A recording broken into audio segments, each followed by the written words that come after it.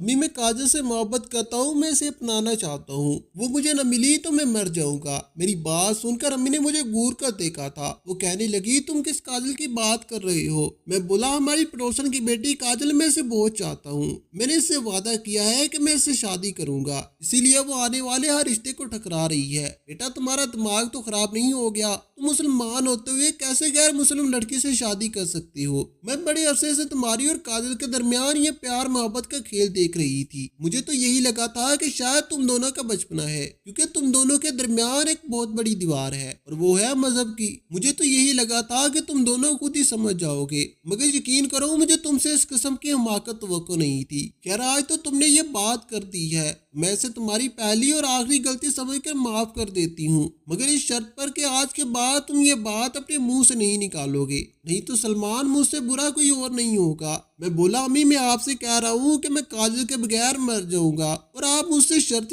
کھیل رہی ہیں۔ میں نے آپ سے صاف صاف کہہ دیا ہے کہ اگر آپ اپنے اکلوتے بیٹے کی زندگی چاہتی ہیں تو کل میرا رشتہ کاجل کے لیے لے جائیے گا۔ اتنا کہہ کر میں امی کے پاس سے اٹھا گھر سے باہر نکل گیا تھا۔ میں بے حد پریشان تھا، مجھے سمجھ نہیں آ رہا تھا کہ میری اور کاجل کی اسکول کی دوستی کب محبت میں بدل گئی۔ ہم دونوں ایک دوسرے کو اس قدر چاہنے لگے تھے جب تو ایسے لگتا تھا کہ اگر ہم نہ مل پائے تو جی ہی نہیں پائیں گے۔ میں اب خود کو کوسنے لگا تھا، مجھے پہلے سے سمجھ جانے چاہیے تھا کہ ہم دونوں ایک دوسرے سے بہت مختلف ہیں، ہمارا مذہب مختلف ہے، ہمارے رسم و رواج مختلف ہے۔ لڑکیاں تو نہ سمجھ ہوتی ہیں، ان کے ساتھ جو کوئی بھی پیار کے دو بول دے تو وہ بس اسی کی ہو جاتی ہے، مگر اس کی شخصیت میں کچھ ایسا تھا جس نے مجھے جکڑ لیا تھا، میں چاہ کر بھی خود کو اس سے دور نہیں کر پا رہا تھا۔ دوسری طرف کاجل ہر وقت فون کر کے روتی رہتی تھی، وہ بہت ڈری ہوئی تھی، اس کا کہنا تھا کہ اس کے خاندان والے مسلمانوں کو اچھا نہیں سمجھتے، وہ ڈر رہی تھی کہ جب میں اس کا رشتہ لے کر جاؤں گا تو نہ جانے کیا قہر مچے گا، مگر وہ کہاں جانتی تھی کہ میری امی کا بھی یہی حال تھا۔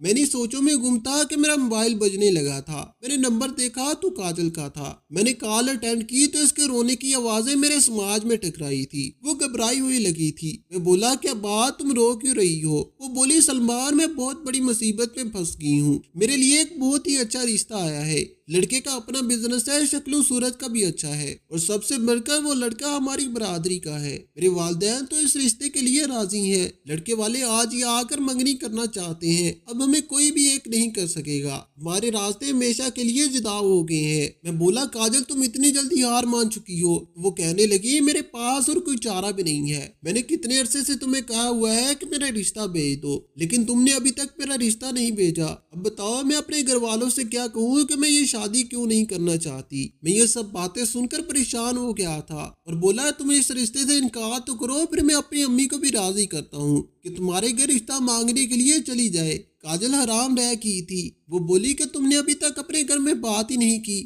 میں بولا کہ میری امی سے بات کی تھی، مگر انہوں نے یہ رشتہ کرنے سے صاف انکار کر دیا ہے، مگر میں انہیں منا لوں گا۔ وہ پھوٹ پھوٹ کر رونے لگی تھی اور بولی سلمان لگتا ہے کہ ہمارے رشتے کے مقدر میں اب تاریخی رہ گئی ہے۔ میں اسے بولا کہ سب کچھ اچھا ہو جائے گا، تم میری خاطر گھر والوں سے بات تو کرو۔ کاجل نے کچھ کہے بنا ہی فون رکھ دیا تھا۔ میں صبح کا گھر سے نکلا تو چلتے چلتے بہت دور چلا گیا تھا، اسی لیے میں نے اب واپسی کی راہ لی تھی۔ میں اپنے محلے میں پہنچا تو مجھے کچھ عجیب سا محسوس ہو رہا تھا، ایسا لگا کہ جیسے کچھ غلط ہو گیا ہو۔ میں جلدی سے گھر میں داخل ہوا تو سامنے میری امی کھڑی تھی، وہ بھی پریشان لگ رہی تھی، مجھے دیکھ کر کہنے لگی کہ تم صبح سے کہاں غائب تھے؟ میں بولا کہ میں ذرا مارکیٹ تک گیا تھا، تو امی کہنے لگی کہ تم مجھ سے کاجل کے رشتے کی بات کر رہے تھے۔ میں بولا کہ جی آپ راضی ہیں کیا؟ چلے میرے ساتھ، ہم ابھی اس کا رشتہ مانگ لیتے ہیں۔ امی نے نفی میں سر ہلایا اور بولی کہ میں راضی نہیں ہوں۔ میں پریشان ہو رہی تھی کہ کیوں کاجل کے گھر سے وقفے سے چیخنے چلانے کی آوازیں آ رہی ہیں، لگتا ہے کہ جیسے اس نے اپنے گھر میں تمہاری بات کی ہے۔ میں بڑا گھبرا گیا تھا، تب کاجل کے گھر سے پھر سے آوازیں آئی تھی، لیکن اس بار اس کے رونے کی آوازیں بھی شامل تھی۔ میں باہر کی جانب بھاگا تھا، میں یہ سب ہوتے ہوئے نہیں دیکھ سکتا تھا۔ امی نے میرا ہاتھ پکڑ لیا اور مجھے باہر جانے سے روک دیا تھا۔ وہ بولی کہ تم کہاں جا رہی ہو؟ میں بولا کہ میں کاجل کے گھر جا رہا ہوں، میں اس پر تشدد نہیں ہونے دوں گا۔ امی بولی کہ وہ لوگ تمہیں باندھ کر ماریں گے، زیادہ ہیرو بننے کی ضرورت نہیں ہے، تم اپنے گھر میں ہی اچھے ہو۔ میں بولا امی آپ کیسی باتیں کر رہی ہیں؟ مجھ سے زیادہ بہادر تو وہ لڑکی ہے جو اپنے گھر والوں کے سامنے میرے لیے ڈٹ گئی ہے، اور ایک آپ ہے جو مجھے بزدلی کا سبق پڑھا رہی ہیں۔ امی بولی کہ سلمیٰ تم نے یہ کیا کر دیا ہے، تم نے محبت کرنے سے پہلے یہ کیوں نہ سوچا، تم دونوں سمندر کے کناروں کی طرح ہو، تم کبھی بھی نہیں مل سکو گے۔ میں بولا امی یہ باتیں کرنے کا وقت نہیں ہے، مجھے جانے دے۔ امی بولی کہ تمہاری جان کو خطرہ ہے۔ تب میں نے امی کی آنکھوں میں آنکھیں ڈال کر کہا مجھے ایسی زندگی نہیں چاہیے جس میں کاجل نہ ہو۔ امی نے اپنا ماتھا پیٹ لیا تھا، وہ کہنے لگی کہ تم یہ مت سمجھنا کہ میں نے تمہارے آگے ہار مان لی ہے، بس مجھے کاجل کی فکر ہے، میں اس کی خیر چاہتی ہوں، وہ بہت ہی معصوم لڑکی ہے، اس کے گھر جاؤ گے تو اس کی شامت آ جائے گی، چلو میں تمہارے ساتھ چلتی ہوں۔ میں امی کی بات سن کر مسکرا دیا تھا۔ ہم دونوں ہی کاجل کے گھر چلے گئے تھے۔ سامنے چارپائی پر وہ بیٹھی ہوئی تھی، اس کے بال بکھرے ہوئے تھے اور ہونٹوں سے خون بہہ رہا تھا اور ایک آنکھ پہ سوجی ہوئی تھی۔ اس کی حالت دیکھ کر لگ رہا تھا کہ اس پر تشدد ہوا ہے۔ کاجل کے والد کی جیسے مجھ پر نظر پڑی وہ بھاگ کر میری جانب آیا اور مجھے کالر سے پکڑ لیا۔ وہ کہنے لگا کہ تم نے میری بیٹی کو محبت کے جال میں کیوں پھنسا لیا؟ تب میری امی آگے بڑھ کر بولی کہ بھائی صاحب آرام سے بات سنی اور میرے بیٹے کو چھوڑ دے۔ کاجل کے والدین نے میری امی کو اور مجھے چارپائی پر بٹھا دیا تھا، جبکہ میں نے آنکھوں میں کاجل کو اشارہ کیا تھا کہ میں سب کچھ ٹھیک کر دوں گا۔ امی بولی کہ بھائی صاحب میں آپ کی بیٹی کا رشتہ لینے آئی ہوں۔ کاجل کے والد غصے میں آ گئے تھے، وہ کہنے لگے کہ بہن میں آپ کی بہت عزت کرتا ہوں، مگر آپ ایسی بات کر کے مجھے بدتمیزی کرنے پر مجبور مت کریں۔ آپ کو علم بھی ہے کہ آپ کیا کہہ رہی ہیں، میری بیٹی اور آپ کے بیٹے کا کوئی جوڑ نہیں ہے، ہمارے خاندانوں کے درمیان سب سے بڑی رکاوٹ مذہب ہے، آپ مسلمان ہیں اور ہم دوسرے مذہب کے ہیں، آپ اپنے بیٹے کو سمجھائیں، ہم اپنی بیٹی کو سمجھا لیں گے۔ امی بولی کہ آپ کو کیا لگتا ہے کہ میں نے اپنے بیٹے کو اس رشتے کے لیے روکا نہیں ہوگا؟ وہ رکتا نہیں اور مجھے یقین ہے کہ آپ کی بیٹی بھی آپ کے سامنے ہی ہتھیار ڈالے گی۔ بھائی صاحب آج کل کی نسل بہت ضدی ہے، ہم ان کی باتیں نہیں مانیں گے تو یہ اپنے لیے کوئی دوسرا راستہ ڈھونڈ لیں گے، ایسا راستہ جس پہ ہم دونوں کی رسوائی ہوگی۔ انکل بولے کہ بہن ایسے تو ہماری بھی رسوائی ہوگی، آپ کو علم بھی ہے کہ ہماری برادری ہم پر تھو تھو کرے گی، یہ بھی ہو سکتا ہے کہ ہمارے سارے رشتے بھی ختم کر دے، ہمیں سب لوگ تانے دیں گے کہ تم لوگوں نے اپنی بیٹی کی شادی مسلمانوں میں کر دی، تمہاری بیٹی میں کیا عیب تھا جو اپنے مذہب میں کسی نے اس کا رشتہ نہیں لیا؟ امی بولی کہ جب سلمان نے مجھ سے کاجل کے رشتے کی بات کی تھی تب میرے دماغ میں بھی یہی باتیں آئی تھی، بھائی صاحب آپ مرد ہو، آپ سب کچھ سنبھال لو گے، جبکہ میں تو عورت ہوں، میں معاشرے میں کیا منہ دکھاؤں گی، لوگ باتیں کریں گے، مجھے برا بھلا کہیں گے، میرے ساتھ بھی بہت کچھ ہونے والا ہے، مگر میں اپنے بیٹے کے آگے ہتھیار ڈال چکی ہوں، آپ بھی ہمت کریں اور لوگوں کی نہ سنیں۔ امی اس وقت کاجل کے گھر سے نہیں اٹھی تھی جب تک کہ اس کے والد اس رشتے پر راضی نہیں ہو گئے تھے۔ میں اور کاجل تو خوشی سے پاگل ہو رہے تھے۔ پھر یہ طے ہوا کہ کاجل کلمہ پڑھ کے مسلمان ہو جائے گی اور اس کا نیا نام مریم رکھا جائے گا۔ نکاح سادگی سے ہوگا، جس طرح مسلمانوں میں ہوتا ہے ویسے نکاح بھی ہوگا، لوگوں کو دکھانے کے لیے کاجل کے مذہب کے مطابق شادی بھی ہوگی۔ مجھے تو دو خوشیاں مل رہی تھی، ایک کاجل کا مسلمان ہونا اور دوسرا اس کا میری زندگی میں آ جانا، اور پھر کاجل کو کلمہ پڑھا کر اسے مسلمان کر دیا گیا تھا۔ اب وہ کاجل سے مریم بن گئی تھی، میرا مریم سے نکاح ہو گیا تھا اور وہ میری دلہن بن کر میرے گھر آ گئی تھی۔ میں خوشی سے نہا تھا، مریم میری ہو چکی تھی۔ میں اپنے کمرے میں داخل ہوا تو وہ بیڈ پر بیٹھی ہوئی تھی، وہ میری ہو چکی تھی اور یہ سب مجھے خواب کی طرح معلوم ہو رہا تھا۔ میں مریم کے پاس جا کر بیٹھ گیا تھا، میں بولا کہ میں بہت خوش ہوں۔ مریم کہنے لگی کہ مجھے بھی ایسا لگ رہا ہے کہ مجھے مار کر دوبارہ زندہ کیا گیا ہے۔ میں ہنس دیا تو میں نے مریم کو منہ دکھائی کا تحفہ دیا۔ وہ بولی کہ میں آج کے دن آپ سے کچھ مانگوں تو کیا آپ مجھے دو گے؟ میں بولا کہ ہاں کیوں نہیں، تم کہو تو صحیح تمہیں کیا چاہیے؟ مریم بولی کہ میں مسلمان تو ہو گئی ہوں، مگر آپ میرے ساتھ وعدہ کریں کہ آپ مجھے ہوئی کبھی بھی اپنے مذہب پر چلنے کے لیے نہیں کہیں گے۔ اب میں بولا کہ تمہیں اس چیز کے لیے فکر مند ہونے کی ضرورت نہیں ہے، میں نے تمہیں اسی طرح قبول کیا ہے جیسی تم ہو اور تم ہمیشہ ہی ایسی رہنا۔ میری زندگی مریم کے ساتھ جنت بن گئی تھی۔ سب سے اچھی بات یہ تھی کہ میری امی بھی مریم کو چاہتی تھی، بس انہیں اس کے مذہب سے اختلاف تھا، اسی لیے وہ اسے اپنی بہو بنانے پر راضی نہیں ہو رہی تھی۔ مگر اب جب وہ میری بیوی بن کر میرے گھر میں آ گئی تھی تو امی اور مریم کی خوب دوستی ہو گئی تھی۔ مریم تو میری امی کو کوئی کام ہی نہیں کرنے دیتی تھی، بلکہ وہ تو رات کو سونے سے پہلے امی کی ٹانگیں بھی دبا دیا کرتی تھی۔ ایک دن امی کہنے لگی کہ مریم تم میری بہو بن چکی ہو، میں نے تمہیں قبول کر لیا ہے، تم یہ سب نہ کیا کرو۔ تب مریم کہنے لگی کہ آنٹی میں یہ سب فقط اس لیے کرتی ہوں کیونکہ آپ میرے سلمان کی امی ہے، مجھے جتنی محبت سلمان سے ہے اتنی آپ سے بھی ہوگی۔ میں اور امی اس کی بات سن کر ہنستے تھے۔ ہماری زندگی بہت اچھے سے بسر ہو رہی تھی، مگر ہمارے آس پاس کے لوگ ہمیں جینے نہیں دیتے تھے۔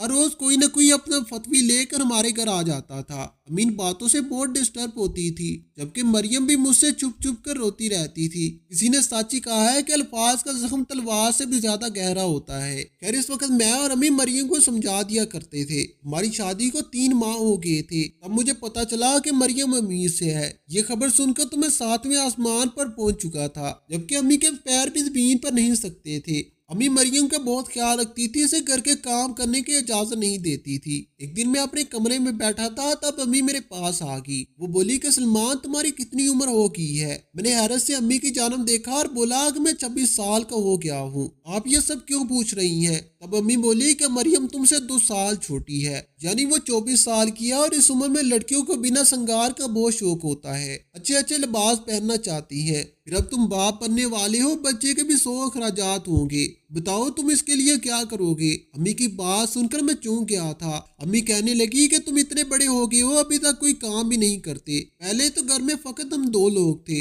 ہمارا گزارا تمہارے ابو کی پینشن سے ہو جاتا تھا، تو خیر سے ایک اور مہمان بھی آ رہا ہے، بتاؤ ہمارا گزارا کیسے ہوگا؟ اسی لیے بہتر ہے کہ تم اپنے لیے کوئی ملازمت ڈھونڈ لو۔ میں امی کی بات سمجھ گیا تھا، اسی لیے اگلے ہی دن نوکری کی تلاش میں نکل کھڑا ہوا تھا۔ میں نے جگہ جگہ انٹرویو دینے شروع کر دیے تھے، مگر جاب ملنا ناممکن لگنے لگا تھا، کیونکہ مجھے کہیں بھی جاب نہیں مل رہی تھی۔ آخر میں جب میں تھک ہار گیا تھا تو اللہ تعالیٰ کے کلام نے ہی مجھے سہارا دیا تھا۔ دراصل میں اپنی تعلیم مکمل کرنے کے بعد 2 سال مدرسے سے بھی پڑھا تھا، اور قرآن پاک کے 10 پارے میں نے حفظ کیے تھے، اس لیے مجھے ایک اسکول میں قادری صاحب کی جاب مل گئی تھی۔ میری تنخواہ اتنی تھی کہ پینشن کے پیسوں کو ملا کر ہمارا گزارا بہت اچھے سے ہو جاتا تھا۔ میری پہلی بیٹی کی پیدائش ہونے والی تھی، مگر آج کل مریم کی طبیعت بہت خراب رہتی تھی، وہ ہر وقت گم سم سی رہتی تھی۔ میں اسے دلاسا دیتا تو وہ پھوٹ پھوٹ کر رونے لگتی تھی اور کہتی تھی کہ مجھے ایسے لگتا ہے کہ جیسے میں ڈلیوری کے دوران ہی مر جاؤں گی۔ اب میں اسے سمجھاتا کہ تمہیں کچھ نہیں ہوگا، ہمارے گھر خیر سے بچے کی پیدائش ہو جائے گی۔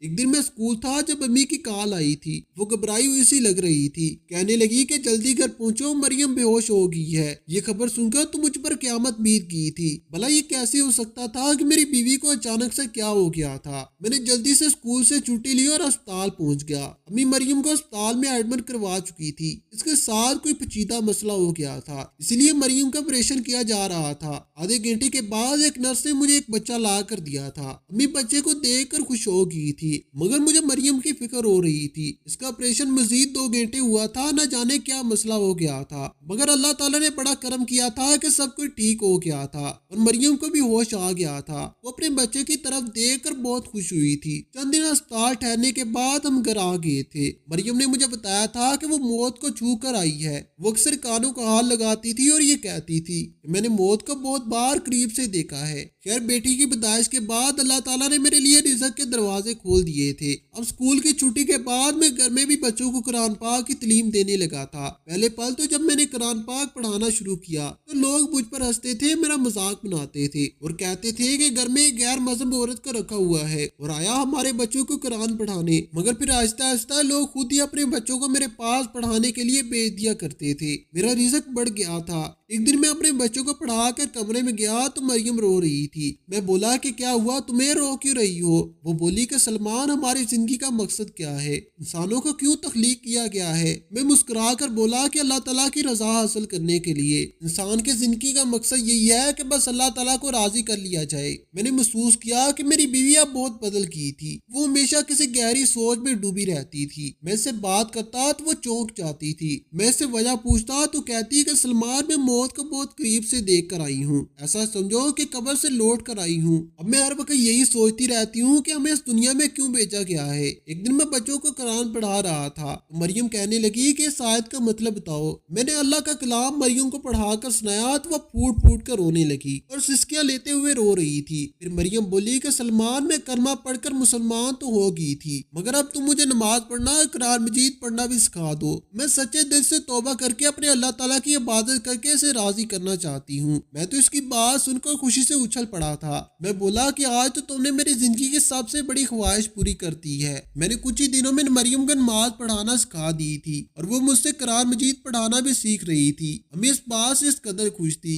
कि उन्होंने पूरे मोहल्ले में मिठाई बांटी थी। मगर इस बार भी लोगों ने बहुत बातें सुनाई थी। लोग किसी की खुशी में खुश क्यों नहीं होते। सब लोगों को इस बात का इल्म हो चुका था कि मरियम मुसलमान हो चुकी है। अब किसी ने कहा कि यह सब ड्रामा चल रहा है ताकि मेरे पास और ज्यादा बच्चे कुरान पाक पढ़ने के लिए आए। तो किसी ने कह दिया कि ऐसा कलाम कभी कबूल ही नहीं होता। सारी जिंदगी इस लड़की ने किसी और खुदा को माना और फिर बाद में अल्लाह ताला की याद आ गया। एक दिन मरियम मेरे पास आकर बैठ गई। इसने मेरा हाथ पकड़ लिया था और इसकी आंखों में आंसू जारी थे। वो बोली कि सलमान, मैंने इस्लाम को आप और आंटी की जिंदगी को देख कर कबूल किया है। आप दोनों बेहतरीन इंसान हो। मुझे समझ आ गया है कि जो इंसान इतना अच्छा है फिर इसका रब कितना अच्छा होगा जिसकी हम इबादत करते हैं। मगर लोग तो मेरे मुंह पर ही कह देते हैं क्योंकि मैंने अब इस्लाम कबूल किया है तो मैं कभी भी अच्छी मुसलमान नहीं बन पाऊंगी। मैंने ये भी सुना है कि अल्लाह ताला क़यामत के दिन मेरा पढ़ा हुआ कलमा कबूल नहीं करेगा। आप बताओ ऐसा क्यों होगा। मैंने नफी में सराला दिया और बोला कि तुम कभी भी लोगों की बातों में मत आना।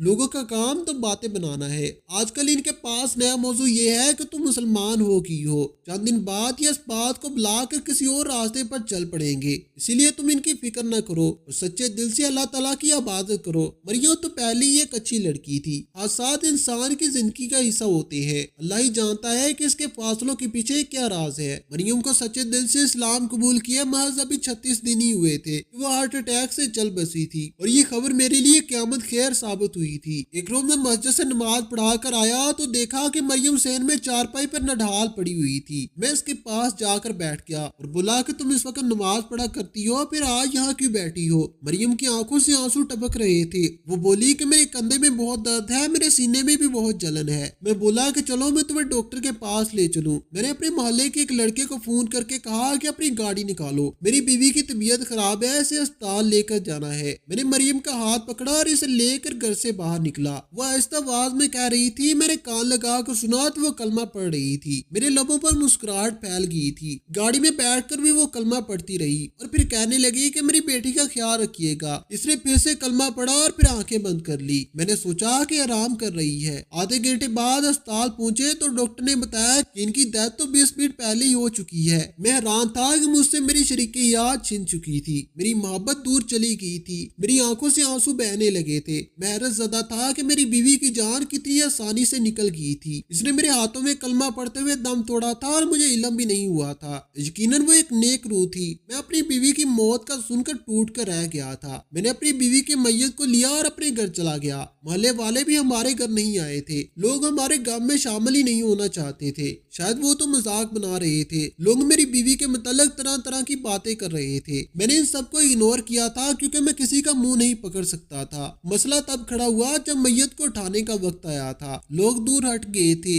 वो कहने लगे कि हम इस औरत को मुसलमान के कब्रिस्तान में दफन होने की इजाजत नहीं देंगे। ये सारी उम्र दूसरे मजहब की रही और फिर अपनी मोहब्बत के पीछे दिखावे के लिए मुसलमान हो गई थी। अल्लाह ताला इससे राजी नहीं होगा। ये बातें सुनकर मैं हैरान रह गया था। एक इंसान जिसकी अंजाम मौत है फिर वो दूसरों की मौत के बारे में ऐसी बातें कैसे कर सकता है। ये सूरत देखकर मैंने मोहल्ले के मौलवी साहब से मदद तलब की थी। उन्होंने लोगों से कहा कि मरहुमा जनती रूह है, इसने कलमा पढ़ा है, सच्चे दिल से इस्लाम कबूल किया है, इसके पिछले सारे गुनाह धुल गए हैं, तो ये बच्चों की तरह साफ सुथरा माल लेकर गई है। मौलवी साहब की बात भी किसी ने नहीं मानी थी। जनाजे का वक्त हो गया मगर कोई भी मेरे साथ जाने को तैयार नहीं था। ऐसे में मैंने तन्हाई से मौलवी साहब के साथ जनाजा पढ़ा था। कब्रिस्तान पहुंचकर हम दो जाने नमाज जनाजा पढ़ने लगे तो महसूस हुआ कि बहुत से लोगों की चलने की आवाजें आ रही हैं। मैंने जनाजा पढ़ा दिया। पीछे मुड़कर देखा तो 70 आदमी खड़े थे। सबके चेहरे छुपे हुए थे। इन आदमियों की आमद के मतलब शायद हमारे मोहल्लेदारों को भी इल्म हो गया था, इसलिए वो भी तमाशा देखने के लिए आ गए थे। मैं आगे बढ़ा और इन आदमियों के सरबराह से पूछा, आप कौन है और यहाँ कैसे आए? और इनके सरबराह ने अपने चेहरे से निकाब हटा दिया था। वो कहने लगा कि हमने कल रात ख्वाब में देखा था। मुझे किसी बुजुर्ग ने कहा था कि फलां जगह एक जनती औरत का जनाजा पढ़ा जा रहा है, आपने वहाँ लाजमी पहुँचना है, नहीं तो आपकी तमाम बातें जाया हो जाएगी। ये खबर सुनते ही मैं अपने साथियों को लेकर यहाँ पहुँच गया था। मैं यहाँ से 2 किलोमीटर एक गाँव में इमाम बामस्जिद हूँ। ये बात सुनकर मेरी आंखों में आंसू आ गए थे। मेरे मालेदार भी शर्मिंदा हो गए थे। सबने मुझसे माजरत की थी और मेरी बीवी के लिए दुआएं मगफरत भी की थी। मैं अल्लाह ताला के राजों से हैरान रह गया था। बेशक अल्लाह ताला बड़ा रहम करने वाला है। इसने मेरी मेहनूमा बीवी के बारे में बातें करने वालों का मुंह बंद कर दिया था। इस वाक़े के बाद लोगों ने तौबा कर ली थी कि वो कभी भी अल्लाह और इसके बंदे के मामले में दखल अंदाजी नहीं करेंगे और किसी को अपने पास से ही जन्नत और जहन्नम का सर्टिफिकेट नहीं बांटेंगे। मैं मरियम के बाद टूट कर रह गया था। इसकी याद मेरे साथ है। मैं खुश हूँ कि इसने इस्लाम कबूल कर लिया था। अम्मी चाहती हैं कि मैं दूसरी शादी कर लूँ, मगर मैं ये फैसला भी नहीं कर पा रहा। अब आप मुझे बताएं कि मैं दूसरी शादी कर लूँ या अपनी बेटी के साथ मरियम की याद में सारी जिंदगी ऐसी गुजार दूँ। आपको हमारी आज की कहानी कैसी लगी? कमेंट बॉक्स में अपनी कीमती राय का इजहार जरूर कीजिएगा। वीडियो पसंद आई हो तो वीडियो को लाइक करें और दूसरों के साथ जरूर शेयर करें। मजीद इस तरह के समकवाज कहानियां और वाकयात सुनने के लिए हमारे चैनल को सब्सक्राइब करें और दूसरों के साथ जरूर शेयर करें। शुक्रिया। खुदा हाफिज।